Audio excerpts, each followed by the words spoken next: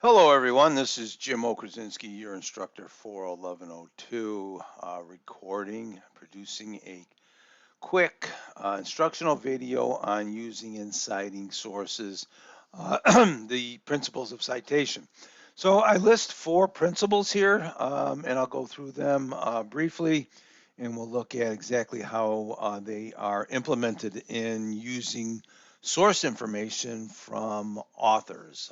So I think it's important not only for plagiarism, but also to be able to determine the starting and stopping points for that information and where you as an author pick up and leave off. All right.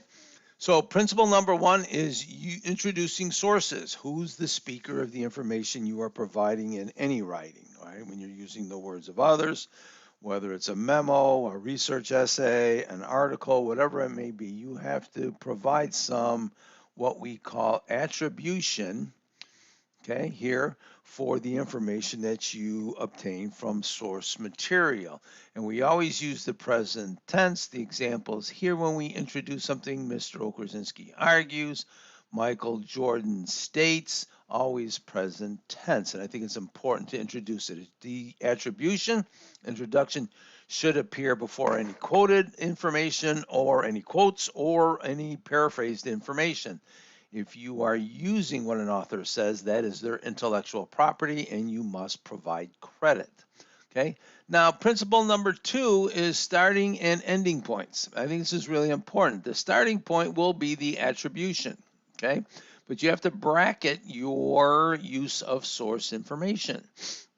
The bracket is just a metaphor here, but you have to determine and let the audience know exactly where you are using that information. So whether you are summarizing, paraphrasing, or quoting, attribution, principle number one should always make the front bracket, without a doubt.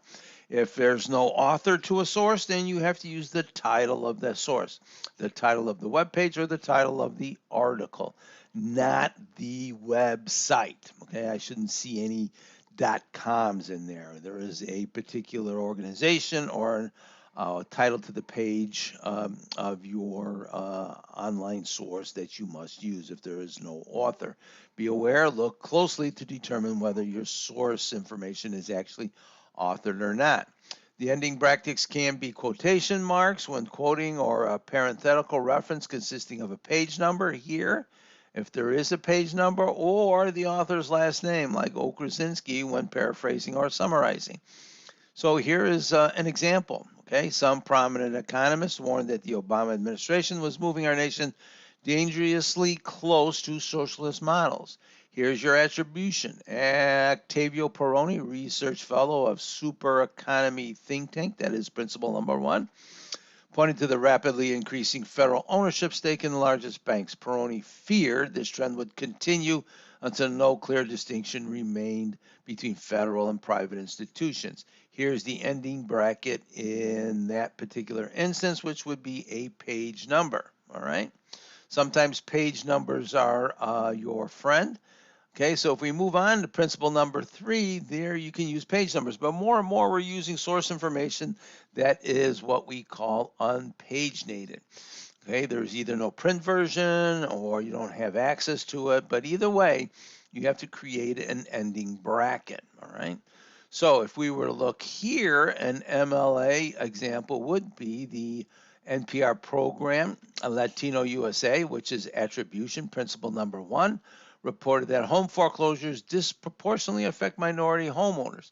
Now, Hinosa would be probably the author of that particular piece or the speaker there, and that's principle number two. So you can see between principles one, two, and three how we bracket information and how we attribute to the speaker of the information that is being used. Lastly, the fourth principle is the cross-reference. If you are citing a source in text like this in your particular essay, okay, you must cross-reference it to a corresponding works cited source citation in your works cited page. So if we were to look at the example here, something along the same way between attribution, we see Octavio Peroni here. right? Then also we see a Peroni here. So what we have then is we have a cross-reference. Here we talk about the New York Times, according to the New York Times, okay, is the attribution here. And then to bracket, we use the author, Dowling, and it's in section A1 of that particular print version. And we look here, we see a Dowling Marla in the works cited page. That is a cross-reference. If you use information in the body of your particular essay, source information, I have to see that corresponding reference in the works cited page. If you are citing somebody who is a third-party speaker, then you have to do a little bit of work. Like, for example, Professor Okerzinski cited in Marla Dowling's article, Short-Term Control for Long-Term Stability. That is what must happen so that I know that that Okerzinski reference and that quote is coming from Dowling's article. I hope all of this makes sense to you. If you have any questions or issues, please send me an email. Good luck.